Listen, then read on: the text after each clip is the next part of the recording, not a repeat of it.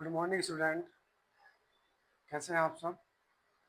मुझे आशा है कि आप सब ठीक होंगे और ठीक होने भी चाहिए। आज हम शुरू करने जा रहे हैं नेक्स्ट क्वेश्चंस, जिसका नाम है फाइनल अकाउंट।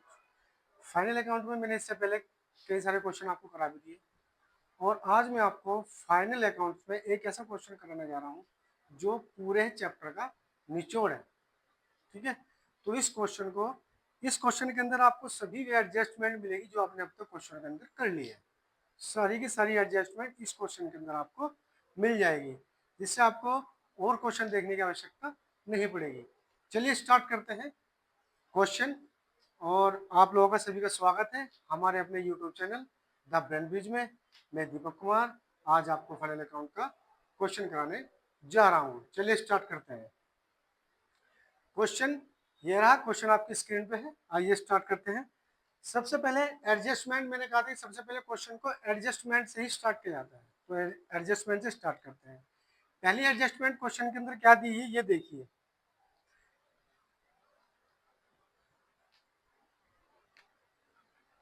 सबसे पहले क्या कर लेते हैं, फॉर्मेट बना लेते हैं। तो फॉर्मेट बनेगा आपका trading and profit and loss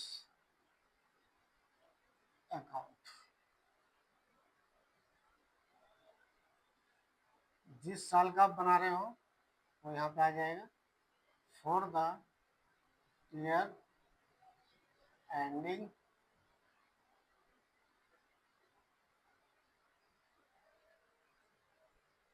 यहाँ से इसका फॉर्मेट बना लीजिए।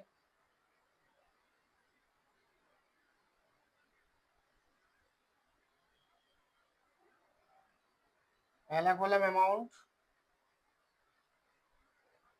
फिर दूसरा कॉलम आपका पर्टिकुलर, फिर अमाउंट और फिर पर्टिकुलर।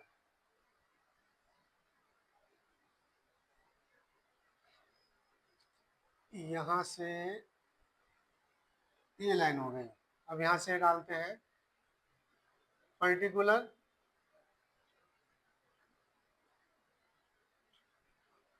यहाँ से आएगा अमाउंट, डेबिट, फिर यहाँ से होगा पर्टिकुलर और फिर यहाँ से हो जाएगा अमाउंट क्रेडिट। चलिए बच्चों, अब स्टार्ट करते हैं क्वेश्चन को। सबसे पहली एडजस्टमेंट हमें क्वेश्चन में दी हुई है कि क्लोजिंग स्टॉक 95,000। तो क्लोजिंग स्टॉक को सबसे पहले ट्रेडिंग अकाउंट में लिखना है, उसके बाद बैलेंस शीट में लिखना है। तो सबसे पहले लिखेंगे ट्रेडिंग अकाउंट के बाय साइड में बाय क्लोजिंग स्टॉक 95,000। इसके बाद क्वेश्चन में क्या दिया हुआ है वो देख लेते हैं। इसके बाद हमारे पास में समय योजना दी हुई है, एडजस्टमेंट आउटस्टैंडिंग वेजिस। अभी हमें देखना है कि वेजिस जो है किस अकाउंट में जाती है। तो वेजिस जाती है हमारी ट्रेडिंग अकाउंट में। तो वेजिस कितने की है, सबसे पहले ये देख लेते हैं कि वेजिस है कहाँ पे। तो वेजिस की जो हमारी अमाउंट है वो है 500 रुपीज। यहाँ लिखेंगे टू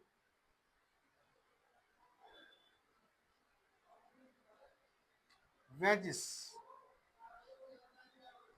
वेजिस की अमाउंट है 500, कॉलम के अंदर लिखनी है। इसके बाद इसमें आउटस्टैंडिंग है तो उसको ऐड करना है आउटस्टैंडिंग वेजिस के नाम से। ये कितनी है आउटस्टैंडिंग वेजिस, ये देख लेते हैं। आउटस्टैंडिंग वेजिस हमारे पास में है 300 रुपीज। तो हमारे पास में कितने हो गए, 800 रुपीज। ठीक है। थर्ड हमारे पास में एडजस्टमेंट है प्रीपेड रेंट है। तो रेंट हमारा कहाँ लिखते हैं, प्रॉफिट एंड लॉस अकाउंट में। तो रेंट हमारा यहाँ आ जाएगा टू रेंट। और रेंट हमारे पास में कितना है ये देख लेंगे।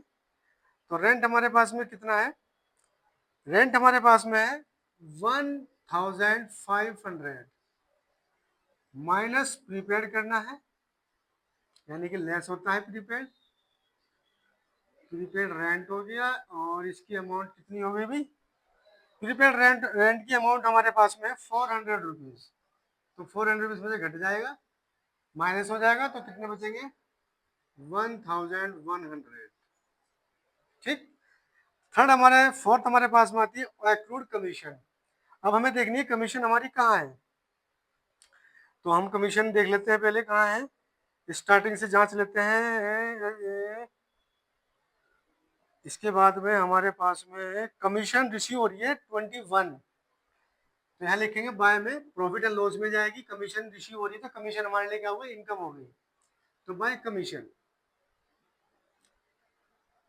कमीशन की जो अमाउंट है वो 2100 है और एक्रूड है, इसका मतलब ऐड करनी है आपको एक्रूड कमीशन। एक्रूड कमीशन कितनी है ये देख लीजिए। एक्रूड कमीशन की जो अमाउंट है वो हमारे पास में है 1000। तो इसे ऐड कर लेंगे 1000 को, तो हमारे पास में कितना हो गया टोटल? 3100। ठीक है। चलिए नेक्स्ट हमारे पास में अनएक्रूड इंटरेस्ट क्या है? अनएक्रूड इंटरेस्ट। सबसे पहले हमें ट्रायल बैलेंस में जाएंगे और उसमें देखेंगे इंटरेस्ट हमारा कितना है।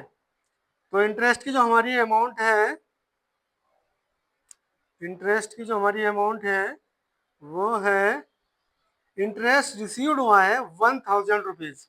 अगर रिसीव हो रहा है तो कहाँ लिखना है? बाय में। तो बाय इंटरेस्ट रिसीव्ड, और इंटरेस्ट रिसीव्ड हुआ है 1000 रुपीज, माइनस करना है अनएक्रूड इंटरेस्ट। और अनएक्रूड इंटरेस्ट की जो अमाउंट है वो हमारे पास कितनी है? वो हमारे पास में है 200। 1000 में से 200 घटा देंगे तो हमारे पास बचेगा 800 रुपीज। एक्रूड और अनएक्रूड। अनएक्रूड आपका लायबिलिटी है, साइड में जाएगा, और एक्रूड कमीशन आपका क्या है? ये आपकी एसेट साइड में जाएगा। नेक्स्ट आ जाइए। उसके बाद दिया हुआ है डेप ऑन बिल्डिंग 10%। तो हमें बिल्डिंग पर डेप लगाना है 10%। अब हमें देखना है कि हमारे पास में बिल्डिंग कितने की है। तो हमारे पास में बिल्डिंग जो है, बिल्डिंग हमारे पास में है यहाँ पे लैंड एंड बिल्डिंग 50,000 दी हुई है। तो लैंड एंड बिल्डिंग 50,000 की है, तो ऐसे एसेट्स में लिखनी है, लेकिन जो उस पर डेप आएगा वो हमारा कहाँ जाएगा? वो प्रॉफिट एंड लॉस अकाउंट में जाएगा। तो 50,000 का यहाँ लिखना है टू डेप ऑन बिल्डिंग। तो डेप ऑन बिल्डिंग हमारे पास में कितनी है? 50,000 का, यानी कि 50,000। यहाँ देख लीजिए थोड़ा सा, 50,000 का 10% जो भी आएगा, जीरो से जीरो, जीरो जीरो, हमारे पास बचा 5,000। तो बिल्डिंग पर डेप कितना लगा? 5,000 का, तो आ जाएगा 5,000। क्लियर है। नेक्स्ट देख लेते हैं अब। इसके बाद नेक्स्ट पे आइए, और नेक्स्ट एडजस्टमेंट हमारे पास में है। उसमें क्या है? नेक्स्ट इसमें डेप ऑन बिल्डिंग हो गया। अब प्लांट डेप ऑन मशीन, तो प्लांट और मशीन पे डेप 5%। अब हमारे पास देखना पड़ेगा प्लांट कितने के हमारे पास। तो प्लांट हमारे पास में है 1 लाख के, तो ऐसे इस पे करना है 1 लाख, इसका 5%, 5/100 करते हैं, 20 से 20 डिवाइड, खत्म। और 1000 की मल्टीप्लाई 5 में करें तो कितना आ जाएगा? 5,000। तो इसको बोलते हैं to dep on plant and machine. ये हमारे पास है 5,000 की, तो 5,000 की लिख दी हमने। नेक्स्ट है हमारे पास इंटरेस्ट ऑन कैपिटल। अब कैपिटल हमारी कहाँ जाती है? लायबिलिटी साइड में। और जब लायबिलिटी साइड में कैपिटल जाती है मैंने इससे पहली वीडियो में समझाया था कि कैपिटल पर इंटरेस्ट कैसे निकलता है। तो सबसे पहले हमें देखना है कि हमारी कैपिटल कितने की है।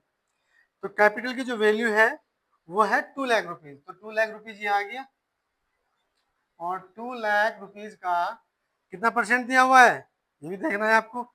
इंटरेस्ट ऑन कैपिटल है 2%, तो आपको कितना निकालना है, 2 लाख पर 2%, तो 2/100। इस 20 से ये 20 खत्म हो गई। 2000 की मल्टीप्लाई 2 से करेंगे तो कितना आ जाएगा, 4000। ये वाली वैल्यू जो है ये हमारी प्रॉफिट एंड लॉस में जाएगी। तो 2 डेबिट साइड में 2 इंटरेस्ट ऑन कैपिटल, एक तरह से खर्चा है, और ये कितना हुआ 4000।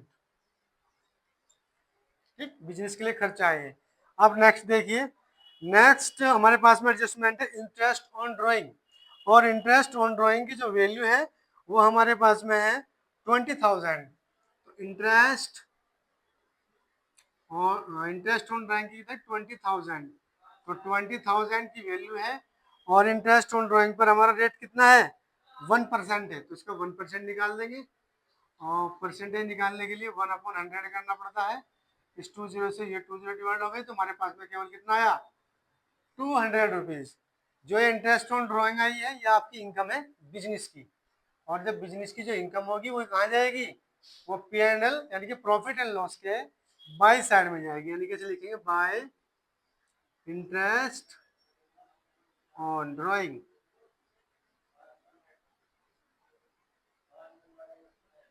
चलिए, इंटरेस्ट ऑन ड्रॉइंग आ गया आपके पास में 200 रुपीज। नेक्स्ट हमारे पास में है debtors on reserve for bad debit 5% and reserve for discount 2%। तो सबसे पहले हमें क्या करना है, हमें अपने डेटर्स देखने हैं कितने के हैं। डेटर्स पे हमारे देनदार हैं यहाँ पे 50,000 के हैं। कितने के, 50,000। तो 50,000 के हमारे डेटर्स हैं, और इन पर कितना लगाया गया reserve for bad debits. Reserve for debits की जो अमाउंट है वो हमारे पास में 5%, तो उसको 5% निकालेंगे पहले। 5% निकाल कर कितना आया, 50, 50, 5, 5 25, ये आ गया। न्यू RFBD के नाम से डाल देंगे इसे। इसके बाद डिस्काउंट भी है डेटर्स पे, तो 50,000 में से 25 माइनस हो जाएंगे, यानी कि इन्हें पहले लिख लेते हैं, टू न्यू RFBD, इन्हें बोलते हैं reserve, new reserve for bad debits 2500।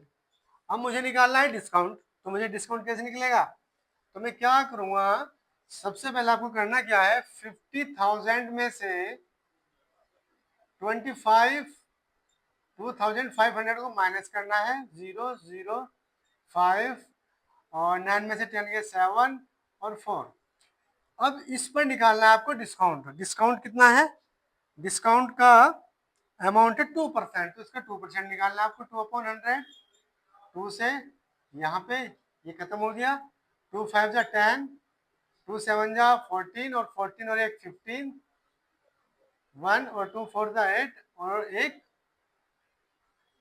यानी कि 950। इसको लिखना है टू डिस्काउंट ऑन डेटर्स। ये हमारे पास कितने का है, 500 रुपीज। ठीक है, बाकी हमें एसेट्स में तो करना ही इनकी कैलकुलेशन, लेकिन फिलहाल प्रॉफिट एंड लॉस में जो जो एडजस्टमेंट जाएंगी वो लिखनी पड़ रही है। इसके बाद देखिए नेक्स्ट, नेक्स्ट आपकी नेक्स्ट और लास्ट है क्रेडिटर ऑन डिस्काउंट। कितना है, 2% है। तो सबसे पहले हम देखते हैं कि हमारे पास में क्रेडिटर कितने के हैं। हमारे ट्रायल बैलेंस में क्रेडिटर है 20,000। अब 20,000 क्रेडिटर है, इसका 2% आपको निकालना है डिस्काउंट ऑन क्रेडिटर। 2 0 से 0 कट गई, 2 की मल्टीप्लाई करेंगे 4 में तो कितना जाएगा, 400 क्रेडिटर हो गए आपके। अब 400 क्रेडिटर हैं तो ये हमारे पास जाएंगे बाय में, तो bye discount on creditor 400 rupees. ठीक है बच्चों, ये थी सभी एडजस्टमेंट जो आपके सामने है, और ये आपके मुझे लगता है समझ में आ गई होगी। जो चीज जहां जानी है वो मैंने डाल दी है, बाकी बचती है बैलेंस शीट। जब बैलेंस शीट बनाएंगे तो उसमें देखना कैसे जाएगी। अब इनके अलावा जो भी ट्रायल बैलेंस की अमाउंट है वो इनको शो करते चलना है। जो ट्रेडिंग की है वो ट्रेडिंग में डालनी है, जो प्रॉफिट एंड लॉस की है वो प्रॉफिट एंड लॉस में डालनी है। ठीक है, तो चलिए आगे बढ़ते हैं।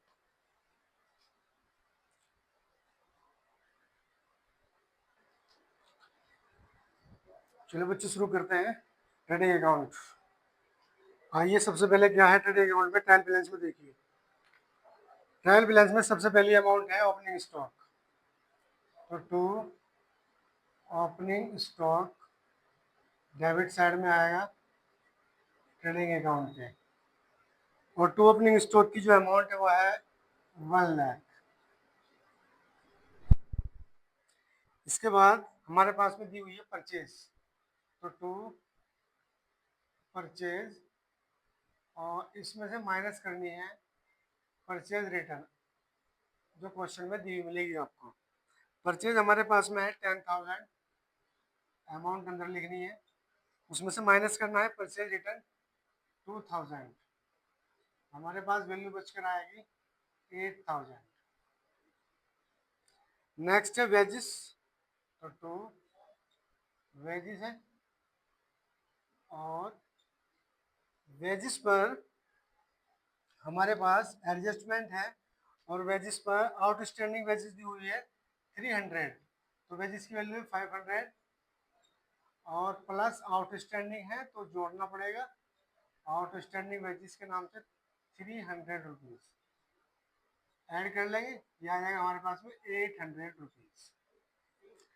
इसके बाद फ्रेट ऑन परचेज है। तो टू फ्रेट ऑन परचेज, ये ट्रेडिंग अकाउंट में जाता है हमेशा, और 1,000 रुपीज इसकी वैल्यू हो गई। इसके बाद हमारे पास में है कैरिज इनवार्ड। तो टू कैरिज इनवार्ड भी हमारे ट्रेडिंग अकाउंट में जाता है।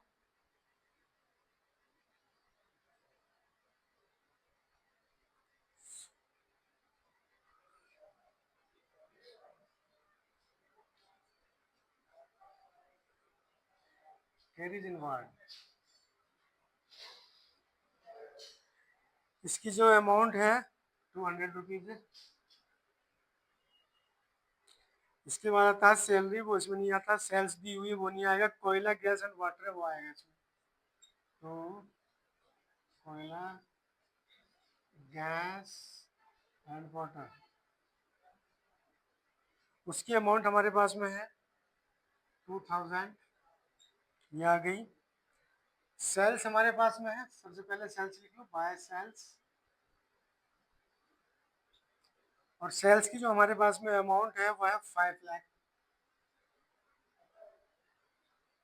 माइनस अगर सेल्स रिटर्न होगी तो वो घट जाएगी, और एक आएगा हमारे पास में by closing stock. Closing stock की वैल्यू है 95,000। इसके बाद आता है हमारे पास में कोयला गैस सैलरी है, सैलरी प्रॉफिट एंड लॉस में जाएगी। Discount allowed profit and loss sales return, sales return हमारे पास में 10,000।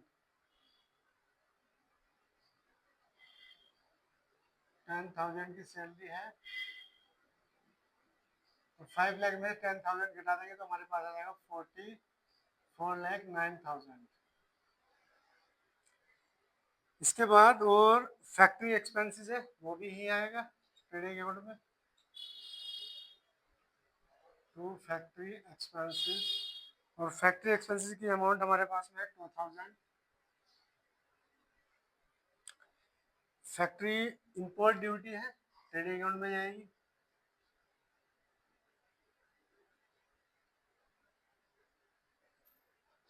इंपोर्ट ड्यूटी हमारे पास में है 1,500।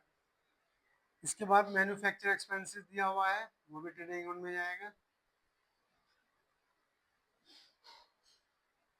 मैन्युफैक्चरिंग एक्सपेंसेस, इसकी जो अमाउंट है वो हमारे पास में है 500 रुपीज़।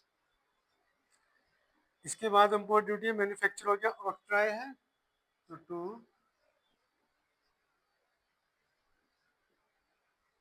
इसकी अमाउंट हमारे पास में है 100। इसके बाद रेंट है, इंश्योरेंस है, स्टेशनरी, ये कोई भी आइटम्स ट्रेडिंग अकाउंट में नहीं आएंगे, तो सीधा क्या करेंगे, अब इसका टोटल कर लेते हैं। ये हमारा टोटल हो गया। क्रेडिट साइड का जो टोटल है 4,90,000 में 95 जोड़ेंगे तो हमारे पास में कितना आ जाएगा, टोटल हमारे पास में आ जाएगा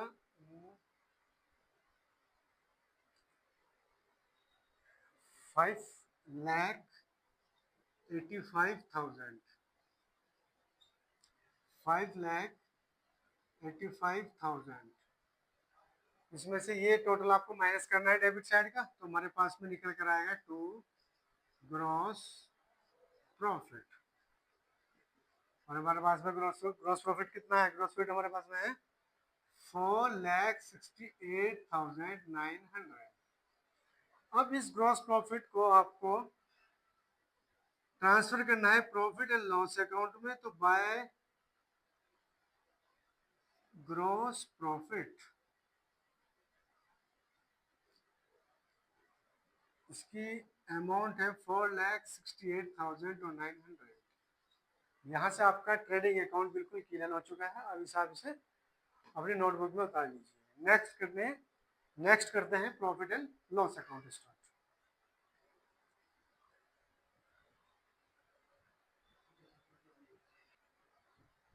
चलिए बच्चे शुरू करते हैं प्रॉफिट एंड लॉस अकाउंट। जी एडजस्टमेंट जो हमने चैप्टर के स्टार्टिंग में की थी वो यह है, रेंट 1500 है, उसमें से प्रीपेड रेंट हुआ 400, तो बैलेंस बचा आपके पास में 1100। डेप ऑन बिल्डिंग पे 5000, डेप ऑन मशीन पे 5000 डेप लग रहा है, इंटरेस्ट ऑन कैपिटल पे 4000 और न्यू आर एफ आपके पास में है 25 और टू डिस्काउंट ऑन डेटर्स आपके पास में 950। ऐसे ही ग्रॉस प्रॉफिट आया इतना, कमीशन में 2100 रुपए थे, उसमें प्लस हमने एक कमीशन कर दिया तो कितना हो गया 31।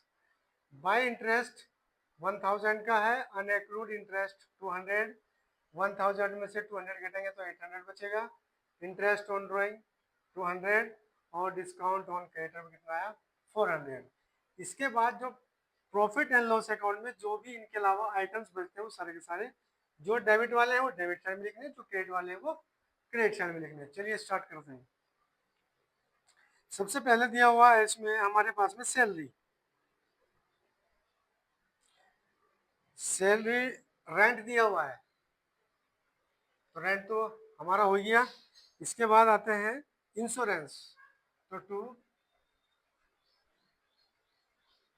इंश्योरेंस और इंश्योरेंस हमारे पास में है 1200। इसके बाद आता है स्टेशनरी, तो 2 स्टेशनरी। स्टेशनरी हमारे पास में है 200 रुपीज। उसके बाद प्रिंटिंग एक्सपेंसेस है तो 2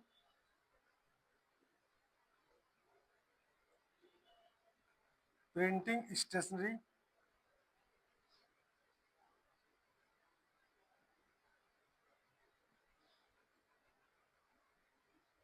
और प्रिंटिंग एंड स्टेशनरी हमारे पास में है 100 रुपीज। उसके बाद आता है सैलरी एंड वेजेस, तो 2 सैलरी एंड वेजेस। इसकी अमाउंट हमारे पास में है 5000। यदि वेजेस एंड सैलरी होगा तो जाएगा ट्रेडिंग अकाउंट में, अगर सैलरी एंड वेजेस है तो जाएगा प्रॉफिट एंड लॉस अकाउंट में।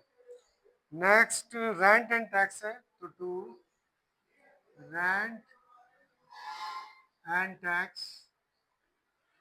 इसकी अमाउंट हमारे पास में है 200। इसके बाद आता है ऑडिट फीस, तो 2 ऑडिट फीस। ऑडिट फीस हमारे पास में है ₹4,000। ऑडिट फीस के बाद में है इलेक्ट्रिसिटी एक्सपेंसेस है तो वो भी आएगा टू इलेक्ट्रिक एक्सपेंस, उसकी हमारे पास में अमाउंट है 1,000। इसके बाद आता है advertisement freight on sale, to freight on sale, freight on purchase जाता है ट्रेडिंग अकाउंट में और फ्रेट ऑन सेल आएगा हमारा प्रॉफिट एंड लॉस अकाउंट में। तो फ्रेट ऑन सेल हमारी 2,000 की है तो आ गई। उसके बाद आता है एडवर्टाइजमेंट, तो टू एडवर्टाइजमेंट, एडवर्टाइजमेंट इसकी अमाउंट हमारे पास में है ₹2,500।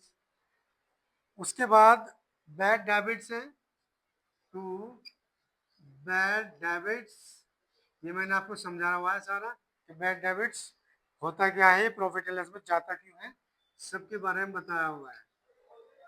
उसके बाद ट्रैवलिंग एक्सपेंसेस है तो टू ट्रैवलिंग एक्सपेंसेस, इसकी अमाउंट हमारे पास में है 300। उसके बाद आता है रिपेयर, तो टू रिपेयर, और रिपेयर की अमाउंट हमारे पास में है 100। उसके बाद आता है बैंक चार्जेस, तो टू बैंक चार्जेस, और बैंक चार्जेस की जो अमाउंट है वो ₹550। इसके बाद हमारे पास में है एक्सपोर्ट पैकिंग एक्सपेंसेस है तो वो भी आएगा इसी में ही, टू पैकिंग एक्सपेंसेस, और पैकिंग एक्सपेंसेस की जो अमाउंट है वो 450 है।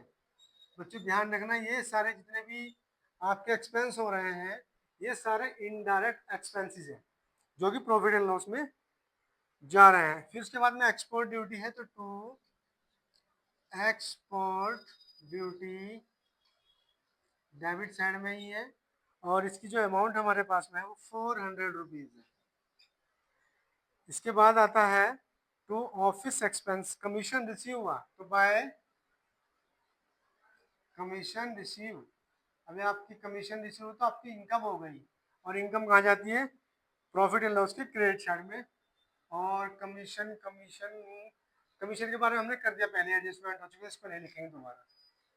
इसके बाद हमारे पास में आता है ऑफिस एक्सपेंसेस, तो ऑफिस एक्सपेंसेस लिख देंगे टू ऑफिस एक्सपेंसेस, इसकी जो अमाउंट है वो हमारे पास में है 1,000।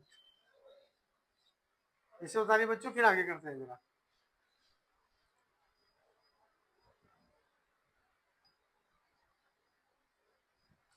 चलिए आगे देखिए। इसके बाद दिया हुआ है कैरीज आउटवर्ड, तो कैरीज आउटवर्ड लिखिए टू कैरीज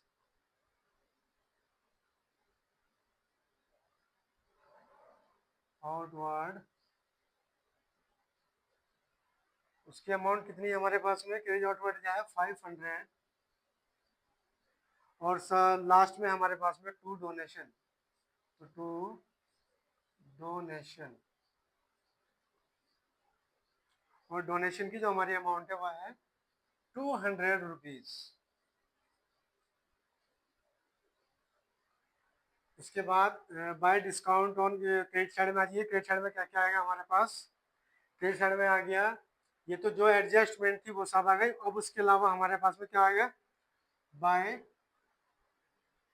रेंट रिसीव्ड, ये आपकी इनकम हो गई तो ये आएगी। और रेंट रिसीव्ड कितना का हुआ है हमें, रेंट रिसीव्ड हुआ है ₹1,000। इसके बाद इंटरेस्ट ऑन इन्वेस्टमेंट, ये भी आपकी इनकम है, बाय इंटरेस्ट ऑन इन्वेस्टमेंट, ये हमारा ₹5,000। इसके बाद बाय सन्ड्री इनकम, विविध आय जिसे बोलते हैं, ये हमारा क्रेडिट साइड में हुआ है, ये हमारी इनकम हो गई, और ये इनकम हो जाए ₹1,500। इसके बाद by provision for bad debits, ये आ गए 2000 रुपीज के सभी अमाउंट आ गए जो प्रॉफिट एंड लॉस में जाने वाले थी। अब लास्ट में क्या करना है, वही इन सब का टोटल करना है, क्रेडिट साइड का भी और डेबिट साइड का भी। तो टोटल कर लेते हैं। फिलहाल इस सब सबको उतार लीजिए।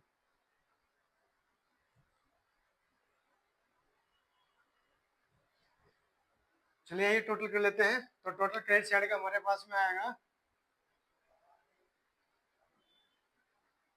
क्रेडिट साइड का टोटल और डेबिट साइड का टोटल।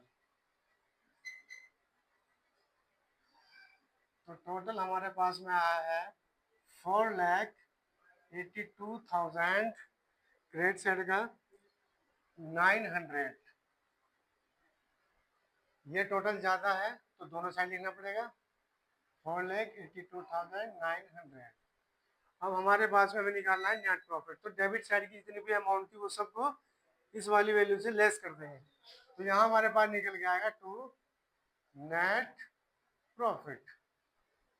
तो नेट प्रॉफिट कितना है हमारे पास में, 4,43,000, 4,43,650। ये आपका नेट प्रॉफिट आ गया। अब ये नेट प्रॉफिट को आपको ट्रांसफर करना है कैपिटल बैलेंस शीट में, ठीक है। उतारिए जरा इसे।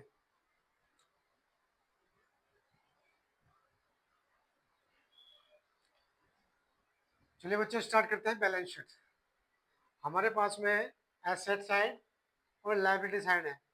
तो सबसे पहले जो हमारे पास में एडजस्टमेंट थी वहां से स्टार्ट करते हैं। पहली एडजस्टमेंट थी क्लोजिंग स्टॉक। तो क्लोजिंग स्टॉक हमारी एसेट साइड में जाता है, तो लिखेंगे क्लोजिंग स्टॉक, और ये है 95,000 के।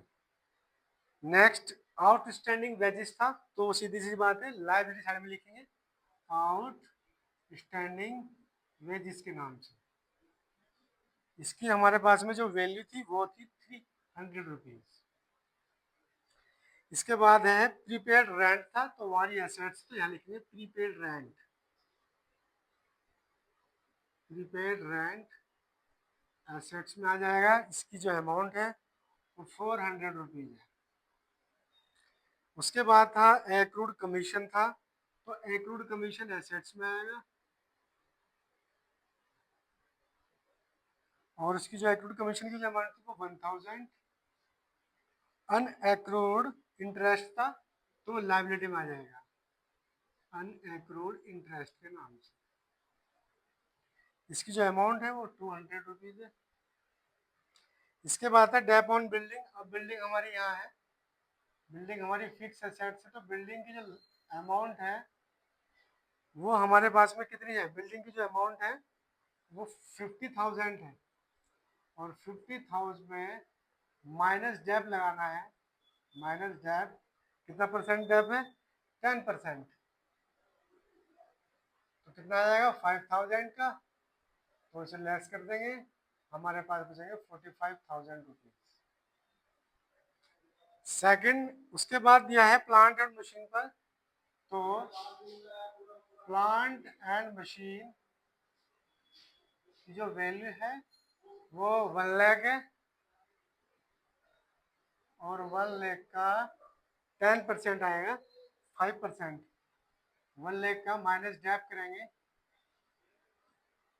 5%, तो यह आएगा हमारे पास में 5,000। यहाँ पे वैल्यू बच कर आएगी 95,000। उसके बाद हमारे पास में नेक्स्ट में इंटरेस्ट ऑन कैपिटल है और इंटरेस्ट ऑन ड्रॉइंग है। तो वही करना है, सबसे पहले लिखेंगे हम यहाँ पे कैपिटल, और कैपिटल की जो अमाउंट है वो हमारे पास में कितनी है, 2 lakh.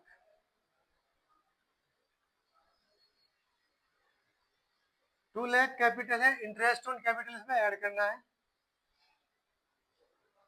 Interest on capital interest on capital कितना परसेंट है? 2%। तो 2 लाख का 2% कितना आएगा? 4000। तो 4000 इसमें ऐड कर लेंगे तो हमारे पास वैल्यू आ जाएगी 2,04,000। इसके बाद ड्राइंग पे लिखा हुआ है कि इंटरेस्ट ऑन ड्राइंग भी है, तो सबसे पहले माइनस करते हैं ड्राइंग। ड्राइंग हमारे पास में है 10,000। कितनी है? 10,000। ड्राइंग पे कितना है? 1%। 20,000 की है ड्राइंग।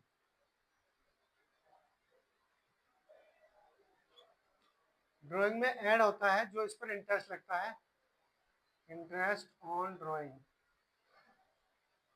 वो आएगा हमारे पास में 20,000 का 2% कितना आया?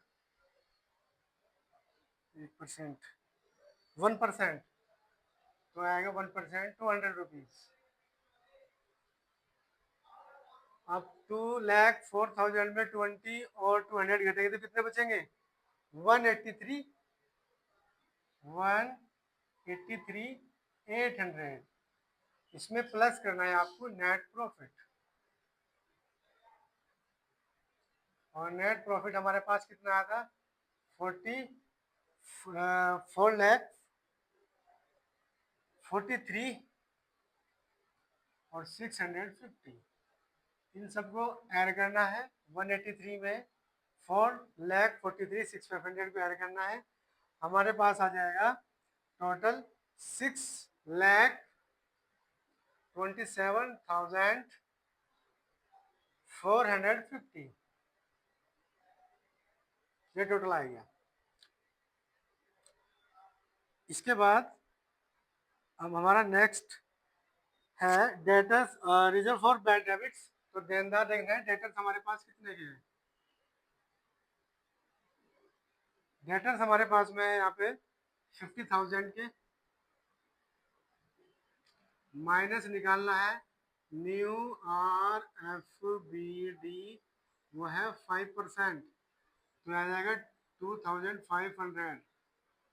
माइनस करेंगे कितना आएगा हमारे पास में? 0,05,927,447। फिर हमें माइनस करना है इस पर। उन्होंने लिखा है लास्ट में कि रिजर्व फॉर डिस्काउंट है 2%, तो डिस्काउंट ऑन डेटर्स कितना आ जाएगा? 2%। 2% हमारा आ जाएगा 950।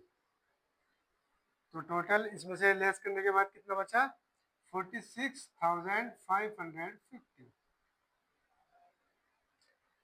इसके बाद नेक्स्ट है क्रेडिटर ऑन डिस्काउंट। हमारे पास में देखना है क्रेडिटर कितने के हैं।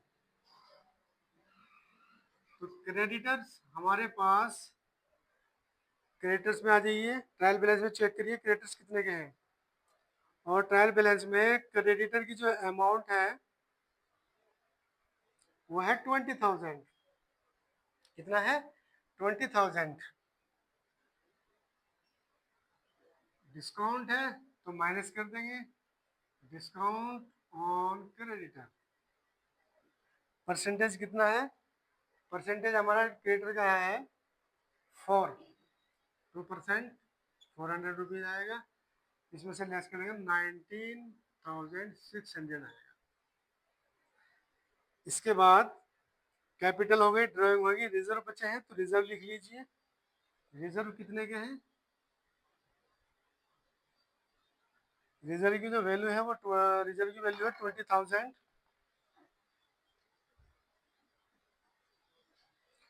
उसके बाद ड्राइंग रिजर्व हो गया, फर्नीचर हो गया, देन द डेटर्स हो गया, बिल रिसीवेबल। बिल रिसीवेबल हमारे एसेट्स में है।